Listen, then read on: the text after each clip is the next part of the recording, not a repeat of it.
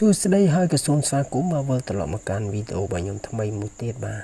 ហើយវីដេអូនេះដែរគឺខ្ញុំចង់ចែកម្លែកទៅកាន់បងប្អូនពីរបៀបនៃការបាទយើងបដូរឈ្មោះ TikTok របស់យើងបាទយើងចង់ដូរឈ្មោះថ្មីមួយទៀតអញ្ចឹងបាទយើងលេងចង់ប្រើឈ្មោះហ្នឹងបាទអញ្ចឹងកុំឲ្យខាតពេលយូរអញ្ចឹងបងប្អូនមាន account TikTok ហើយបាទសម្រាប់បងប្អូនមិនទាន់មានបងប្អូនអាចចូលទៅកាន់កម្មវិធី Play Store ឬក៏ App Store ធ្វើការ download យកបានបាទអញ្ចឹងកុំឲ្យខាតពេលយូរខ្ញុំប៉ះទៅលើបាទកម្មវិធី TikTok ហ្នឹងតែម្ដង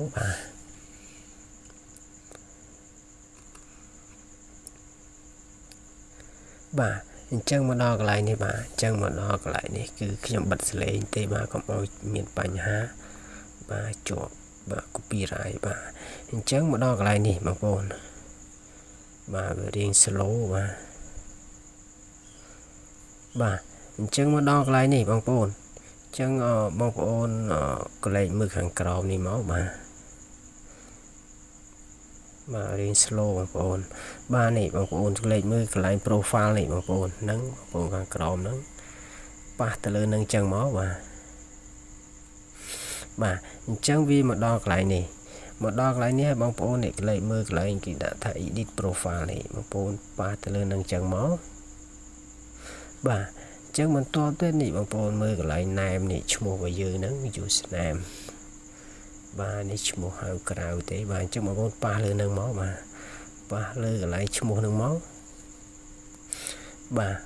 អញ្ចឹងបងប្អូនប៉ះកន្លែងនេះទៀតបងប្អូនលុបវាបាទលុបវាចេញអញ្ចឹងមកបាទអញ្ចឹងខ្ញុំដាក់ឈ្មោះជាភាសាអង់គ្លេសម្ដងឲ្យត្រូវឈ្មោះជាមួយនឹង YouTube របស់ខ្ញុំបាទ Mr. Dun D O E U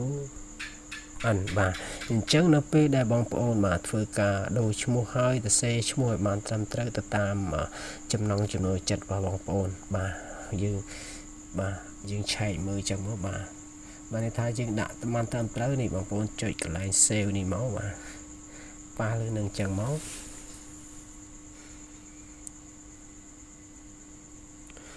បាទបន្ទាប់ទៀតបងប្អូនចុចពាក្យថា continue នេះមកបាទប៉ះទៅនឹងចឹងមក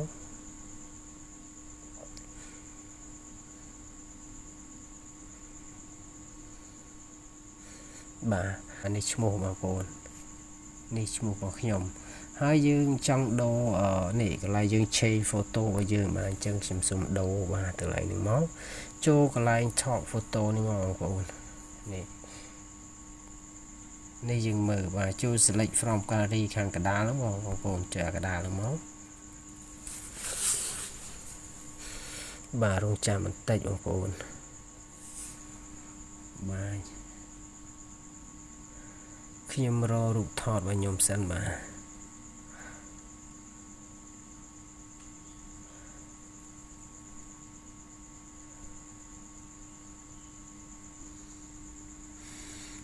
អញ្ចឹង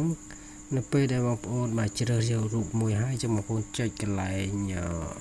next បាទចុចកន្លែង next អញ្ចឹងមកបាទរងចាំបន្តិចបងប្អូននេះបងប្អូនអញ្ចឹងយើងសេរីឆ្វេងស្ដាំអញ្ចឹងក៏បានបាទ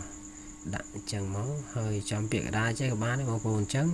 បន្ទាប់ទៅបងប្អូនចុចកន្លែងនេះ save បាទ save and post នេះមកបាទកន្លែងនេះមកថាច់កន្លែងនឹងអញ្ចឹងមកបាទ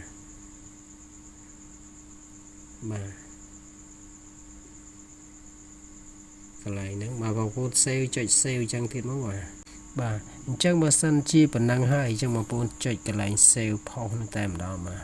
ប៉ះលើនឹងអញ្ចឹងមកបាទរងចាំបន្តិចបងប្អូនអញ្ចឹងTikTok របស់ខ្ញុំដាក់ឈ្មោះឲ្យត្រូវជាមួយនឹង YouTube របស់ខ្ញុំគឺ Mr. Dun បាទអញ្ចឹងបងប្អូនសូមកុំភ្លេចបាទជួយចុចនៅ follow page របស់ខ្ញុំនេះមួយផងដែលខ្ញុំដាក់នៅខាងក្រោម description បាទមានទាំង link បាទ Instagram Facebook ហ្នឹងបាទអញ្ចឹងបងប្អូនបាទជួយចុច subscribe ម្នាក់មួយផងបាទអញ្ចឹងនេះរួចរាល់ហើយបងប្អូនរួចរាល់ហើយរបៀបនៃការបដូរឈ្មោះបាទ TikTok របស់យើងបាទអញ្ចឹងងាយស្រួលទេបងប្អូនបាទអញ្ចឹងខ្ញុំសូមបែកទៅក្រោយបាទ បាននេះបងប្អូនយើងដូរបានហើយបាទអញ្ចឹងវីដេអូរបស់ខ្ញុំគឺមានតែប៉ុណ្្នឹងទេបាទអញ្ចឹងខាងក្រោមនេះគឺកន្លែងឈ្មោះហៅក្រៅរបស់យើងអញ្ចឹងវានៅជាប់ចឹងវាអត់បញ្ហាទេបងប្អូនបាទនេះឈ្មោះដែលខ្ញុំដូរបាទនេះ